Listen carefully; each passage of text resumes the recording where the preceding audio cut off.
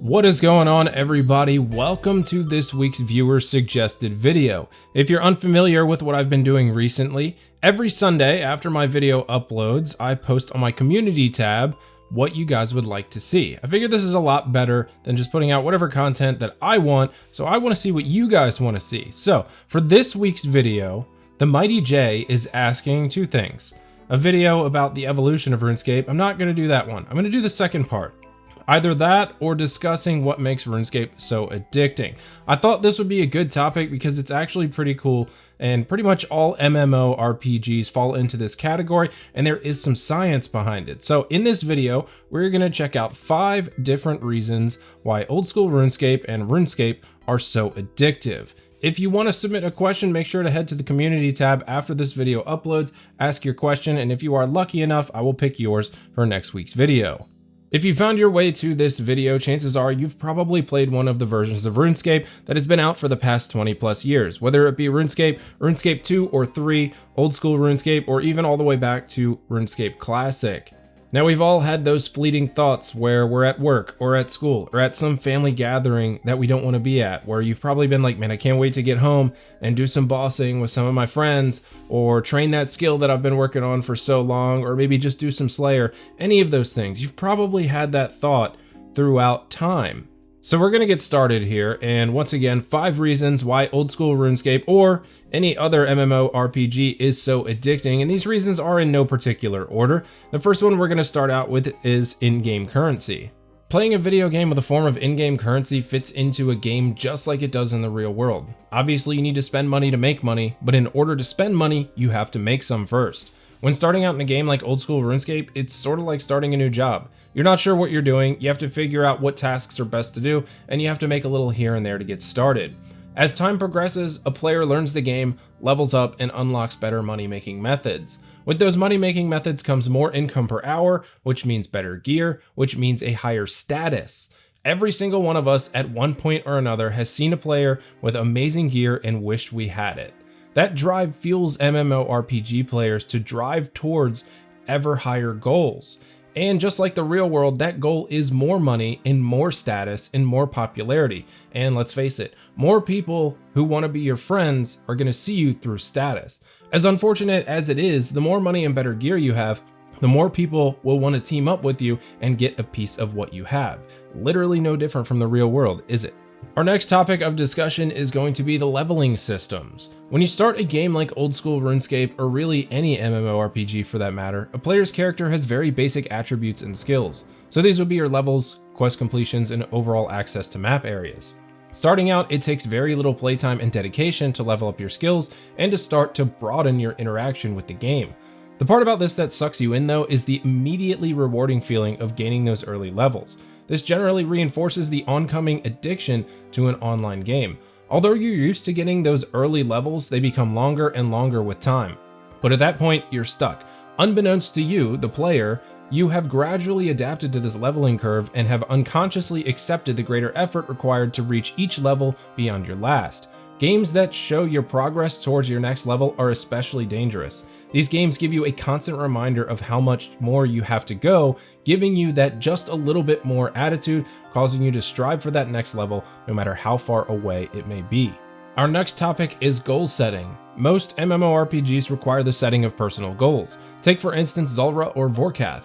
In order to unlock these two bosses, an account needs to have a decent amount of quests done, which takes a lot of time, and a mid to high level of skills that are completed to do those quests, which takes even more time. In order to acquire these, a player needs to set goals. It may be subconscious, but players will set goals for themselves to achieve different things. Most players' ultimate goal is endgame content such as the Chambers of Xeric, Theater of Blood, and soon the Tombs of Amasket. By setting a goal, it makes you plan out exactly what you're going to do, the order you're going to do it, and then you start thinking about how long it's going to take. There's a whole subconscious planning system that comes into play when setting goals for yourself. Essentially, by setting a goal, you're then fueling your addiction by planning other events around your time to train and level your skills to reach the content you desire. Next topic, and this is probably one of the most dangerous, no predefined endings. The most addictive video games have no point where a player can just say, I'm done, there's nothing left to do. Old school RuneScape is one such game. Sure, there might be a point where you've achieved all your personal goals, but at what point is the game actually completed? The answer is actually never. There may be a point in time where one such player has achieved every single quest, achievement diary, collection log slot, which is highly unlikely, and can say they've finished the game until the next update. MMORPGs are constantly evolving and adding new content. With old school RuneScape, it's new quests, new areas to explore, new bosses to fight. Some might say a maxed or total level of 2277 is where you finish the game, but being a max player, I can assure you that is not the case. I despise questing in old school RuneScape, like I hate it so much, but I still do each and every single one that comes out because I feel like I have to. Even though the quest may pose no significant reward or may not advance my account in a meaningful way, I still have to do it to keep my quest cape. Another thing is the collection log. I'm currently trying to fill collection log slots, and I've been doing this for over 2 years since maxing. The collection log is massive, and with third age included, it's nearly impossible to actually complete the entire collection log. Although filling out a collection log completely may be impossible, there are still some players out there that are trying to actively do it. Would I love to do it? Absolutely. Am I going to? Probably not before RuneScape sees its inevitable end. On to our last section, and this is probably my favorite one because it's a little bit more sciencey than the rest. This section is dopamine. This is one of the most fascinating to me. For those of you that don't know, dopamine is a type of neurotransmitter. Your body makes dopamine and your nervous system uses it to send messages between nerve cells. Dopamine plays a large role in the body and is involved in movement, memory, pleasurable reward and motivation, behavior and cognition, attention, sleep and arousal, mood, learning, and lactation. So how does this play a part in online gaming? Well, that's where the pleasurable reward and motivation bit comes into play. Every time you level up, get a rare drop, complete a hard quest, kill another player in PvP, escape danger with just a few hit points left, your body releases and spreads dopamine. A study that was published in the Scientific Journal of Nature in 1998 showed that playing video games releases this feel-good neurotransmitter, dopamine. The amount of dopamine released was similar to what is seen after an intravenous injection of amphetamine or methylphenidate. Now that was a study conducted over 20 years ago, and online gaming has only advanced from there. With more research that has come out in recent years, we know the basis of that study to now be true. Online gaming does have addictive qualities which the human brain is wired to crave. We crave instant gratification, which are those early levels in the game, fast pace, which is most MMORPGs, and unpredictability. Video games satisfies all three of these. Playing online games floods the pleasure center of the brain with dopamine on a level that can be comparable to sex. However, this is only a temporary rush which can in turn produce less in the future, with the end result being a diminished supply of dopamine. However you look at it, video game addiction and the science behind it is a fascinating topic that I could go on for hours about, but who has time to watch a long video like that? We have got XP to gain.